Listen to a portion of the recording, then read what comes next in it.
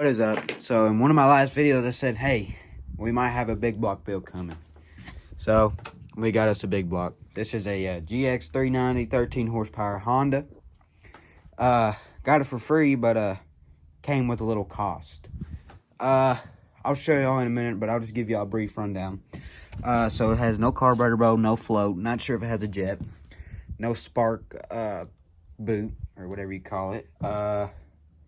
Broken off exhaust stub, which I did. And the main thing is the rod is loose on the crank. So I'm not sure how that happened. What I heard, there's a star of the channel. What I heard is my papa told me it was flipped on its side, and then it was fine. He let some people borrow it, and then it came back knocking, which y'all can hear. Not really sure if y'all gonna be able to hear that because the exhaust is off, but basically what happened is the rod is loose on the crank, so it's just sitting there slapping back and forth. So in this video, we're going to be opening up the side cover, which I already have. I'm going to be taking the rod cap off, look at the bearings, look at the crank, see if it's got the coils working with a test light, and what else? Throw some carb clean in it and see if it'll run. Did you mention the rod? Yeah, we got to tighten that back up. And then we're going to throw some little bit of go-go juice in there, and we're going to see if it'll fire. Which it might not. So if it fires and no smoke, it's not going to run long, but no smoke and not a knocking sound other than the rod with the crank, then we're good. Just kind of ground it out. So what I'm going to do is I'm going to hold this into here after I take this little plastic piece off. And he's going to pull it over and see if we got any power to the, hold on, power to the coil. So go ahead.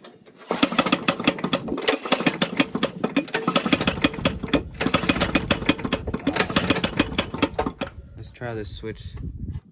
It feels like a bad switch. Let's see what we got now. Hold on. Alright, go ahead. Maybe we ain't got a good ground. A better kind of ground on the gas tank, one of the gas tank mounts here. So we're gonna try this again. So go ahead. Go ahead.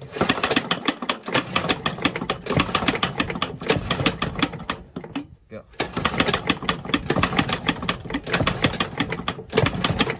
Nothing. We got a bad coil, which is fine. I was gonna order a new coil anyway so we can have a plug boot. A little test didn't work. I don't know if this is made for testing whatever. Is there a hole up here? What hole? Because I had my hand right there and it was blowing out air. Oh yeah, we ain't got a spark plug in there. I don't know if this switch is bad. I don't know if there's wires running to this that needs to be plugged up. I don't know. Let me know if you're a big block guy. But next thing we're gonna do is first I'm gonna open up this side cover. Won't hurt it. Yes.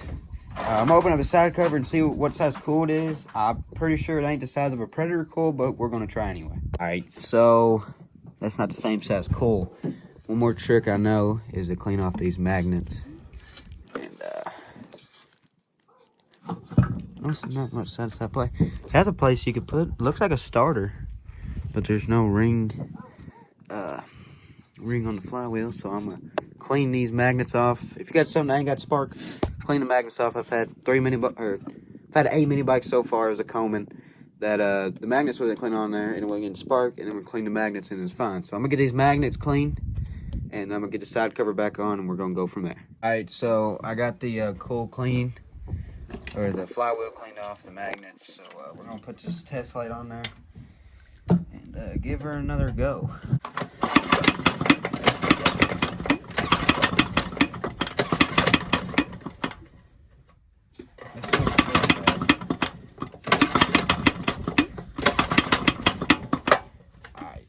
Next thing we're gonna do is inspect this rod. Well, inspect the rod. Get this tipped over. So next thing we're gonna do is I'm gonna pop these bolts off into the side cover, give us access, and I'll show y'all what's going on in there. All right, so I got the flash on here, and as you can see, that rod is loose on the crank. So I think they're, yeah, finger tight. So I'm gonna pop this balancer off. y'all can get a better view. Set that down to clean area, cleaner. And as you can see, there's not really no metal chunks in the oil. It is a little silver. That is normal wear. I don't know nothing about this motor other than the fact that it quit running. So the oil don't look too bad. So I'm gonna pop these bearing cap. What is that noise? Here I go with, oh, it's fine, and then you hear that. You know what that could be? Since the rod's loose, it could be rubbing up against something. So I got them in a good spot. I'm gonna pop this cap off. Look at the bearings, look at the crank, and it's gonna tell me either if the rod and connecting rod and bearings is bad. You can just see how loose it is. Or if the crank is bad. So I'm gonna pop them out and I'll get back to you. Okay, so I left one in, and y'all are gonna get the first view with me. So let me.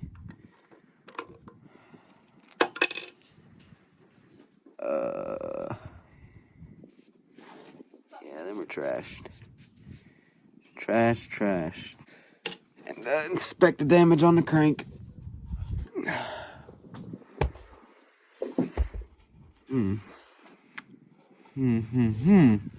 It don't feel like where this is. There's a bunch of grooving. You can hear it almost as if it's like enough to hang your fingernail on. So spin this rod off. As you can see up there, it's also, oh yeah, there's a bad grooving spot. So I'm gonna run my finger around this crank. Got good news. Crank is fine. So as expected, new rod. So I'm gonna look at this cam, kind of glance at it. Hold on. Okay, there we go. Oh yeah, no dirt. I just gotta push this. Before y'all remove the crank or the rod, always remove the head. Make it that much easier on yourself. Should the push rods don't fall. Look at the lobes. Lobes are fine. Lifters or whatever them are. Or, forgot what they call. They got a name. They're fine. So I'm gonna drop this rod back in, or this cam back in place. All right, there. Cam's in. So next thing I'm gonna do is I'm gonna put these bolts loosely back in the side cover, and I'm gonna keep up with all this, and we're gonna take the head off because I want to see how the valves are looking. So just in case if it was ran with this loose for long, to make sure, because it give it the extra duration, I do believe that it could impact the valves. So I'm gonna put the two bolts back in the side cover, and I'm gonna take a look. Hopefully the head's fine. Alright, so I got the valve cover off and I got one head bolt loose, but I got to remove this whole top plate to get to that bolt just to make it easier. So now this thing has sit in the garage for a while. Not only that, but there's concrete all over it because it used to be a Georgia bug, came off a Georgia bug or something like that. So I gotta go through and clean everything off, all the bolts, because well, some stuff just don't like to fit over it. Like this 10mm. There we go. So I'm gonna get this top plate off and get back with you. All right, so I got all the head bolts out. So now we're going to lump down. Remember, it doesn't matter which engine you have. You're always gonna have this attached to this. So one of two things. What I'm gonna do is just shoot this out real quick with my little impact.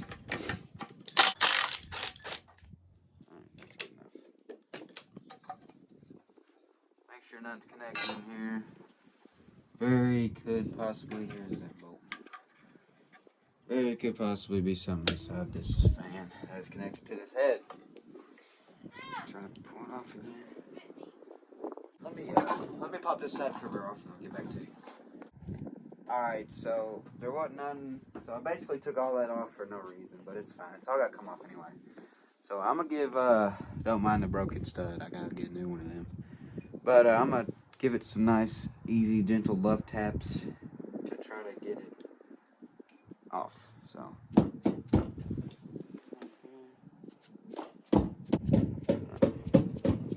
Just waiting for this top to bust off. The bottom's off, but. Alright, I got it loose, so it should just, yeah, do that. Remove our push rods. We'll leave these separate, so that's intake. That's exhaust. I think they're the same length, so it doesn't really matter. Good amount of built-up carbon on there. So good news, it was not hitting the valves. They are a little, wore. This engine was used hard. It was, like I said, on a Georgia Bug, I want to say it was. So I'll get a new head gasket. So yeah, everything looks fine though, as far as here. Well, here. So dang it, I was gonna remove the piston, and I gotta take back out the side cover. All right, now that I got this rod out, you can see the scoring on, I guess, I'm sure it has bearings, but it don't really feel like it. But you can just hear my fingernail kind of get caught on it. So new rod, the piston rings look fine. Rings, all that.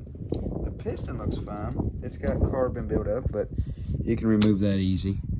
Now to check the cylinder here.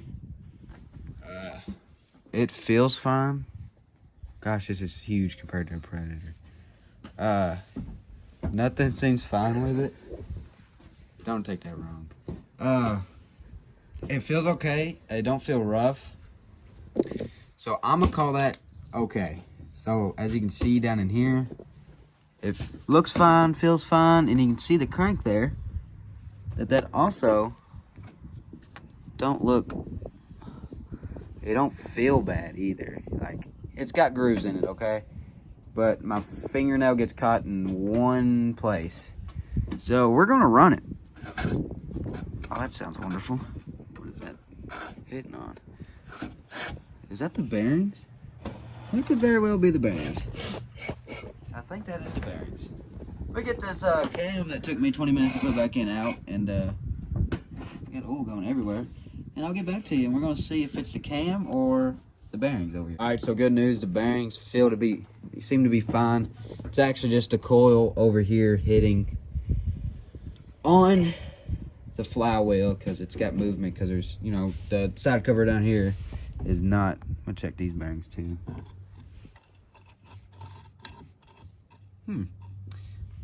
It's got stuff in it, dirt. Don't leave your parts on the ground with dirt everywhere, so I'm gonna have to clean all them up. But as far as this video goes, I think that as far as I'm gonna get on this build. Basically, I'm gonna clean it up, and I gotta get a rod. I gotta get a carburetor, a coil. I got a plug. Head gasket set, basically a gasket set. I think that's it. I got it. Oh, we haven't even showed them what's going on yet. Come over here. Excuse the mess. A lot of stuff fell. This is what is going on. Is the chopper. The one that Predator came off of, that was bad. So, kind of good news. It kind of fits in here somewhat. I'm going to order the parts first before I cut this frame to see if it'll fit. What I'm talking about cutting the frame is I'm going to have to cut it right here and right here to get the valve cover to meet in. I'm going to have to cut this off, and hopefully that the mounting point plate on the bike or on the motor fits on this right here. I'll just drill holes in it. But the reason I went with this frame is because, well, it's big enough, other than this, to fit that big block in. Only that, I know I said I wasn't gonna get a new tire for it. I didn't care about the frame, but now that I got the motor that'll go in it, that'll make some power, put that new tire back on. Might go with another lawnmower tire, or might just put, well, a normal tire would look silly. So I guess I'd have to go with a lawnmower tire. It already has a 42. It's got 2 sprockets on it. So it's already got a 41, 420, 40 chain sprocket on it. So that's what I'm gonna run. I'm not gonna run a 35 on it because, well, I feel like it'd snap. So yeah, this is the frame. This was the one that I don't care to cut up, and that it'll fit on. I'll have to get a stage 1 kit for it, which is air filter, jet, all that stuff. So that's the frame it's going on. Let's hope that it works somewhat.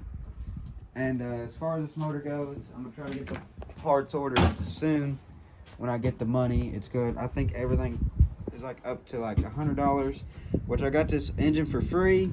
So I'm not really worried about, you know, putting $100 into it if it's a good motor. So I'll have to put the head back on and the side cover back on so it don't rust inside. And I'll have to find a place to put the cam and the piston in so it don't rust. So, and I'll just put the push rods inside the engine and it'll be fine. So as far as this video goes, that's it. I just want to let y'all know we got a big block, but it needs rebuilt. I knew it needed rebuilt, or needed some work done, and we're gonna put a frame, or this motor into a frame. You get the gist. Expect a new video this week. I put the air filter exhaust and the air filter adapter on from the Predator motor that was junk off the chopper frame onto the Mega Moto, and I had to do a different exhaust and a jet for the carburetor. So expect a video on that this weekend, or this week sometime when it comes in. That'll be a pretty good one, I think. So I'm gonna get this stuff put in, and I'm gonna go inside and see how much all this stuff is gonna cost. So let me know if you got a big block. Let me know. Main thing I want to know is if I can take the Kyler balancer out, or the balancer out of the frame or the motor, so less rotating mass, more power, or if I have to do some engine performance stuff. So that's it for this video. Let me know if y'all want to keep, you know, if y'all want to see this. I'm gonna build it anyway, but yeah, I'll see y'all sometime this week when I put the stage 1 kit on the Mega Moto. So hope y'all have a good one. Happy New Year's.